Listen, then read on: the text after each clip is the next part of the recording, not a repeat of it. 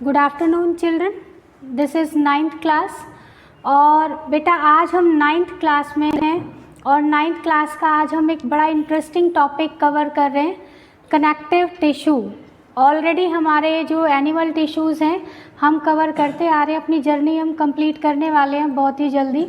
हमने epithelial tissue कर लिए, फिर हमने मस्कुलर टिश्यू किया, नर्वस टिश्यू किया और आज हम कर रहे हैं एनिमल टिश्यूज़ का जो लास्ट पार्ट है, that is connective tissue. Connective tissue already नाम से ही पता चल रहा है, connective means to connect something. अब कनेक्ट किसको करेंगे? कम से कम दो चीज़ें होंगी जिनको कनेक्ट करना होगा। तो जहाँ पर दो या दो से ज़्यादा बॉडी पार्ट्स को कनेक्ट करना है या दो से ज़्यादा टिश्यूज़ को कनेक्ट करना है with in the same organ, यानी जहाँ पर कोई चीज़ कनेक्ट हो रही है, जुड़ रही है, वहाँ पर यूज़ हो रहा है किसका? कनेक्टिव टिश्यू का। और हमारी पूरी बॉडी में तो ऐसी बहुत सारी जगह हैं जहाँ पर कनेक्शंस ही कनेक्शंस है, क्योंकि ऑर्गन्स हैं, ब्लड वेसल्स हैं, वो किसी न किसी के साथ तो कनेक्ट हैं अपने फंक्शंस को मेंटेन करने के लिए। तो finally today we are going to cover this part, connective tissue. Fine. Now definition क्या है कनेक्टिव टिश्यू की? कनेक्टिव टिश्यू वो टिश्यू है which is used to connect two or more than two body parts, or which is used to connect two or more than two types of cells, or which is used to connect two or more than two types of tissues within the same organ। यहाँ पर आप देखें, connective tissue binds और connects various tissues and organs in the body, यानी वो tissue जिसने various tissues को connect करना है या ऑर्गन्स को कनेक्ट करना है बॉडी के अंदर, that tissue is known as connective tissue.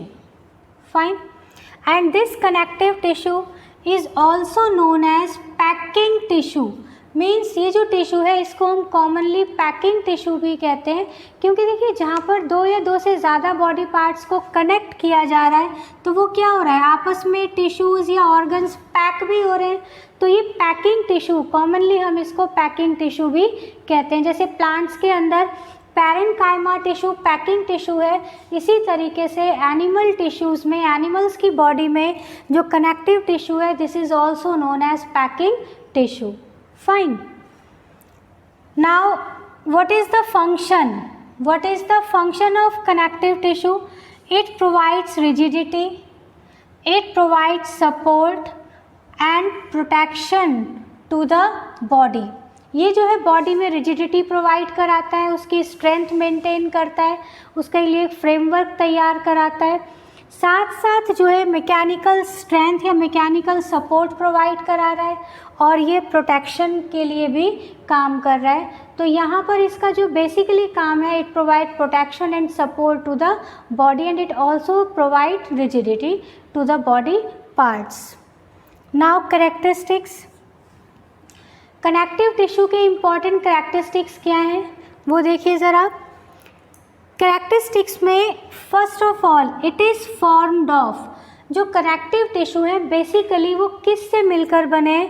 These are made up of intercellular matrix. Intercellular matrix means सबसे पहले तो हमें एक ऐसा लिक्विड मटेरियल चाहिए जिसके हेल्प से कोई दो पार्ट इजीली कनेक्ट हो पाए, और वो मटेरियल कहाँ होना चाहिए? Intercellular. Inter means in between, cellular cells, in between the cells. यहाँ पर कोई ना कोई एक मैट्रिक्स पार्ट प्रेजेंट होना चाहिए, एक लिक्विड पार्ट हो जिसकी प्रेजेंस में कोई दूसरा सब्सटेंस वहाँ पर डिसॉल्व हो और इजीली वो सीमेंटिंग मटेरियल का काम कर सके। ऐसे माने कि जैसे दो ईंट को जोड़ना है तो सीमेंट को बीच से लगाना पड़ेगा, तो ये इंटरसेल्युलर मैट्रिक्स कुछ ऐसा ही काम करेगा in between two cells.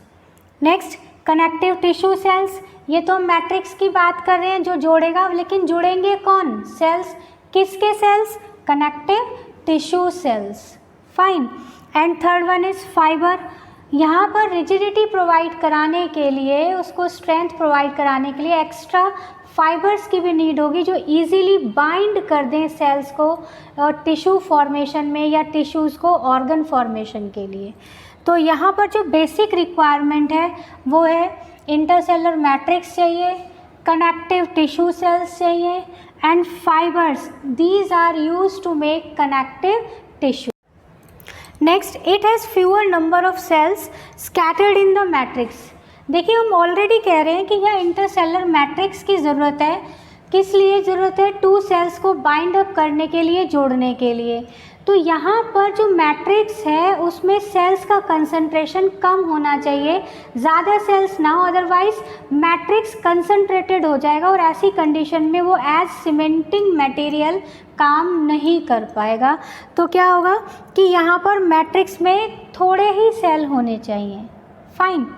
Next देखिए, मैट्रिक्स जो है, मैट्रिक्स ये हम बार बार यूज़ कर रहे हैं। मैट्रिक्स क्या है, तो मैट्रिक्स एक ऐसा सब्सटेंस है जो नॉन लिविंग है, जो जेली लाइक है और ग्राउंड सब्सटेंस है। देखिए 3 प्रॉपर्टीज़ मैं कह रही हूँ, ये नॉन लिविंग सब्सटेंस होगा because it acts as cementing material and it has to join 2 cells और 2 parts and it is the jelly like substance. अब जेली कैसी होती है, ना तो बहुत हार्ड और ना ही बहुत ज़्यादा सॉफ्ट, तो जेली लाइक सब्सटेंस होना चाहिए ताकि इजीली 2 पार्ट को बाइंड अप कर सके। और ग्राउंड सब्सटेंस, ग्राउंड सब्सटेंस क्या होगा, सीमेंटिंग मटेरियल की तरह काम करेगी, बेसिक मटेरियल की तरह सेल के चारों तरफ इकट्ठा होकर नेक्स्ट सेल को कनेक्ट करने का काम करेगी। तो ये एक बेसिक ग्राउंड सब्सटेंस का काम भी यहाँ पर करेगा matrix. Large number of white and yellow fibres are present in matrix. यहाँ पर मैट्रिक्स में white and yellow fibres present होंगे properly. Fine. And matrix in fibre secreted by the cells. अब हम कह रहे हैं कि मैट्रिक्स जो आया है ये नॉन लिविंग सब्सटेंस, ये आया कहाँ से, तो इसको सिक्रीट कौन करेंगे, सेल्स ही सिक्रीट करेंगे। किसके, कनेक्टिव टिश्यू के सेल्स।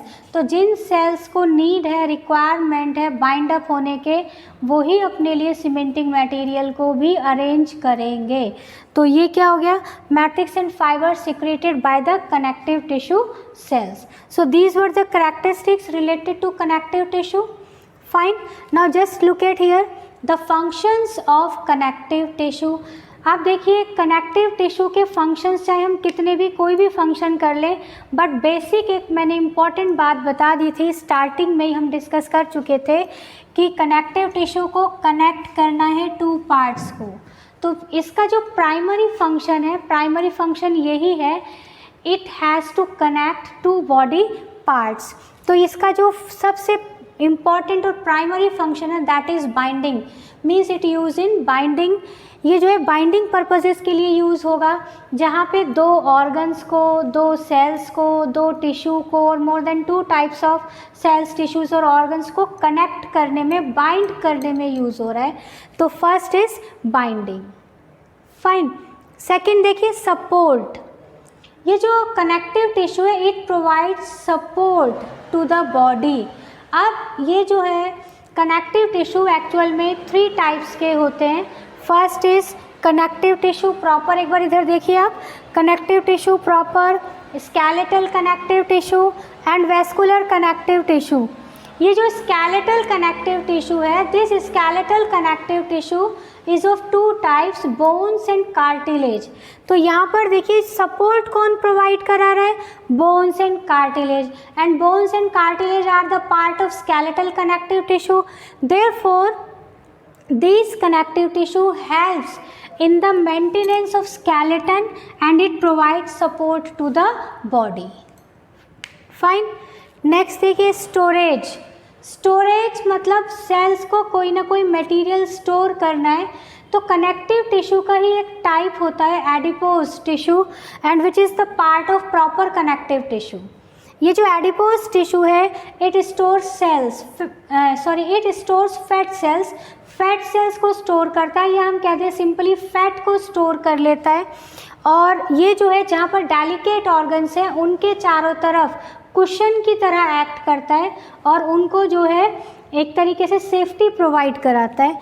तो ये स्टोरेज भी कर रहे हैं, यानी फैट स्टोरिंग टिश्यू है एडिपोज टिश्यू की फॉर्म में। अटैचमेंट, अटैचमेंट में भी यूज़ हो रहा है अटैचमेंट, डायरेक्ट टू पार्ट्स को अगर कनेक्ट करना है, डायरेक्ट टू पार्ट्स को अगर जोड़ना है तो वहाँ पर भी यूज़ हो रहा है अटैचमेंट की फॉर्म में। तो वो किस फॉर्म में हो रहा है? देखिए लिगामेंट एंड टेंडन इसके एग्जाम्पल्स हैं। Ligament and tendon are also the type of connective tissue proper. Ligament का यूज़ होता है वहाँ पर जहाँ बोन्स को मसल्स से कनेक्ट करना है। बेटा आप लोग ध्यान रखिएगा, बी फॉर बोन्स, यहाँ पर जो बी लिखा गया है वो बोन्स के लिए, और एम फॉर मसल्स, मीन्स जहाँ पर बोन्स मसल्स के साथ कनेक्ट होंगे वहाँ पर यूज़ होगा लिगामेंट, और जहाँ पर मसल्स के साथ कनेक्ट होंगे वहाँ यूज़ होगा tendon. So tendon and ligament are the connective tissue which are used to attach or connect directly to body parts. Next देखिए ट्रांसपोर्टेशन। ट्रांसपोर्टेशन में भी कनेक्टिव टिश्यू का बहुत इंपॉर्टेंट रोल है। हमारी बॉडी में कंप्लीट ट्रांसपोर्टेशन कनेक्टिव टिश्यू ही provide करा रहा है, बिकॉज वैस्कुलर और fluid connective tissue is blood and this one lymph. जो लिम्फ है और जो ब्लड है वो हमारी बॉडी में ट्रांसपोर्टेशन का काम कर रहे हैं, और वो ही किसका पार्ट है? वैस्कुलर कनेक्टिव टिश्यू या फ्लूइड कनेक्टिव टिश्यू का। तो पूरी बॉडी में जो ट्रांसपोर्टेशन का काम कर रहे हैं वो कर रहा है ब्लड और लिम्फ, और ये भी किसका पार्ट है? कनेक्टिव टिश्यू का। तो एक इम्पॉर्टेंट फंक्शन ये भी हो गया कि connective tissue helps in transportation of substances, nutrients as well as excretory waste or other waste from the body. Next, defense. Connective tissue also provide defensive mechanism to our body, because lymph जो है वो किसका part है? lymph is the part of vascular और fluid connective tissue, and lymph is the basis of immunity. हमारी body में immunity provide कराता है, क्योंकि लिम्फ के अंदर लिम्फोसाइट सेल्स होते हैं, और लिम्फोसाइट सेल्स का जो नेचर है वो इम्यूनिटी प्रोवाइड कराने का है।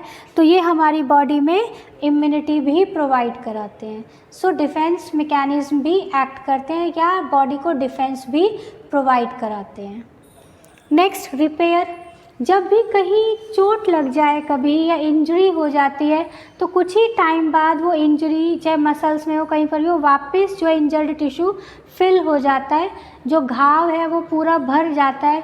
किसकी वजह से? कनेक्टिव टिश्यू की वजह से, बिकॉज कनेक्टिव टिश्यू के अंदर जो कोलेजन फाइबर्स हैं, इन कोलेजन फाइबर्स की बड़ी ही इम्पॉर्टेंट प्रॉपर्टी है कि ये रिपेयर कर देते हैं डैमेज टिश्यू को बहुत ही जल्दी। तो इसीलिए जो चोट वगैरह अगर कभी लग जाती है तो कनेक्टिव टिश्यू यानी collagen fibres which are the part of connective tissue also they provide और they are used to fill the wound. Next देखिए types of connective tissue. Types of connective tissue 3 types के हैं: proper connective tissue,